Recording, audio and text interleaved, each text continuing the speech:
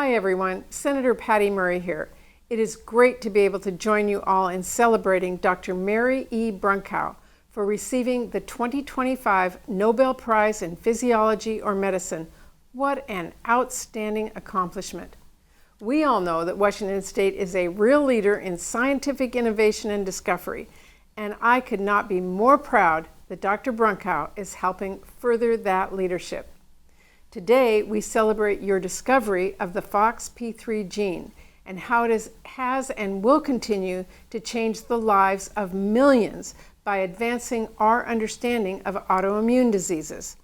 I am so inspired by your work and will continue to fight to fund medical research in Congress because discoveries like yours aren't just delivering breakthroughs, you are giving families hope.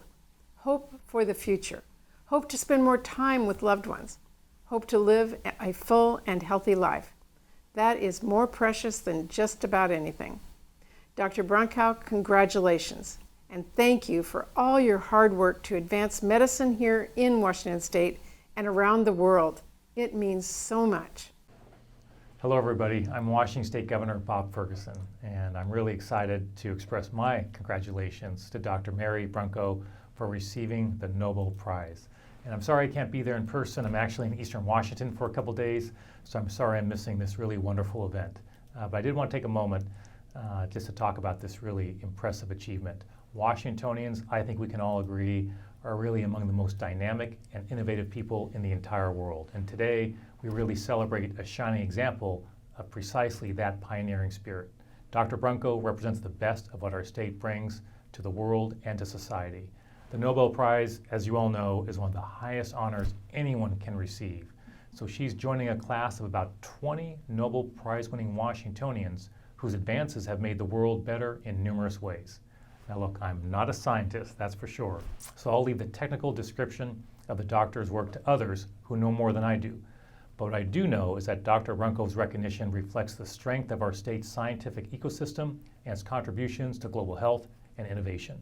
On a personal note, I understand, Dr. Brunkow, that she and her husband have fraternal twin daughters who are in college, so I can relate to that as a father of twins who literally just a couple days ago graduated from high school. So I especially admire Dr. Brunkow's impressive ability to be a devoted parent and a stellar scientist. We're so lucky that Dr. Brunkow calls the state of Washington home. So congratulations again on behalf of all the people of Washington State on this very significant and well-deserved honor. I'm Congresswoman Pramila Jayapal, and I'm so proud to extend my deepest congratulations to Mary Brunkow for her lifelong work in immunology, her tremendous leadership at the Institute for Systems Biology, and for receiving the highest honor of the 2025 Nobel Prize in Medicine. Dr. Brunkow's pioneering work has fundamentally advanced our understanding of how the immune system functions.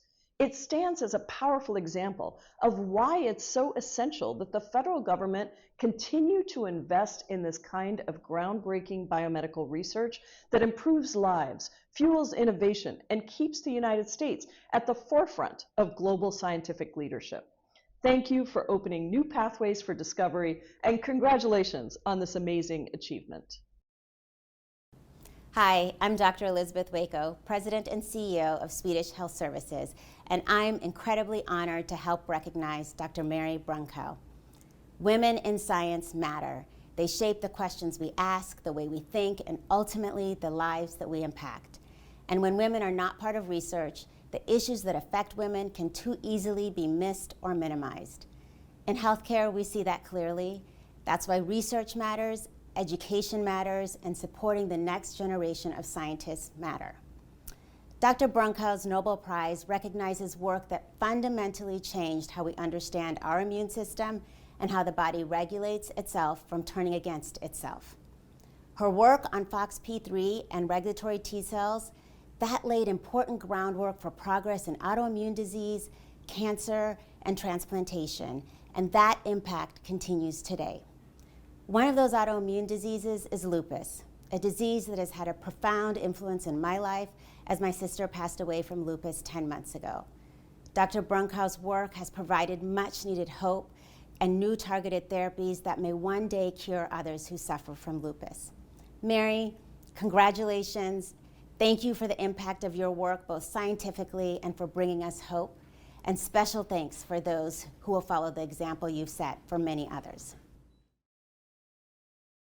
I'm Shelly Sakiyama-Elbert, Vice Dean for Research and Graduate Education in the University of Washington School of Medicine.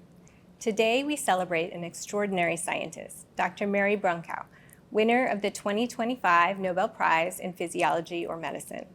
From her early days at the University of Washington, Mary followed a simple but powerful principle: ask bold questions and pursue meaningful answers.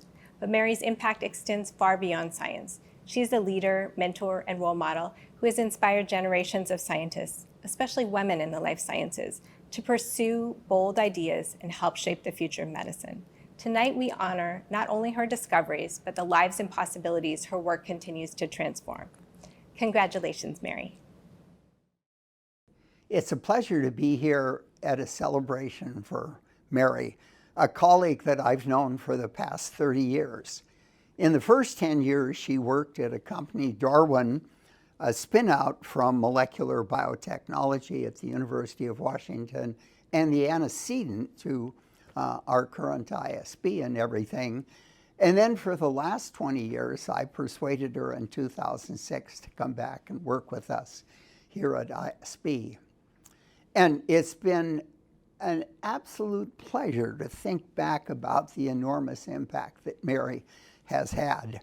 Darwin was a daring venture that argued you should use genomics and sequencing and genetics for humans and mice and multidisciplinary systems biology approaches. And frankly, it was a company that had an enormous difficulty in getting funded. Paul Allen and Bill Gates were two funders that gave us a real heart. Mary took this opportunity as a newly minted postdoc in 1994 and worked for roughly 8 years on the project that you'll hear all about. My feeling is, in retrospect, it must have taken enormous courage for Mary to come to a company where there was enormous skepticism and would all these things work and everything. On the other hand, the ability of the company to put all of these different features together, large-scale sequencing, mouse genetics, human genetics, at a big scale was something no academic lab could do. And Mary did a marvelous job in that over the 8-year period. And in the end, cloned a gene called FOXP3 that plays a critical role in peripheral tolerance. As I think about the courage it took Mary to succeed in a global environment and to accomplish not only the specifics that gave her a Nobel Prize, but to in many ways validate a lot of the essential principles of what later came to be the Institute for Systems Biology, the integration of multidisciplines, the systems thinking approach, the ability to put mouse and human genetics to work and gene discovery and everything. I think that was an enormous contribution beyond the specifics of what Mary did. She was a marvelous colleague and has been a marvelous colleague across the entire 30-year period I've known her. Her persistence, her loyalty, her courage, her ability to penetrate problems and integrate them together and to solve them, and her tenacity, I think, have absolutely been marvelous. But I think what you'll agree with me at the end is Mary as a person is every bit as impressive as Mary as a Nobel Prize winner.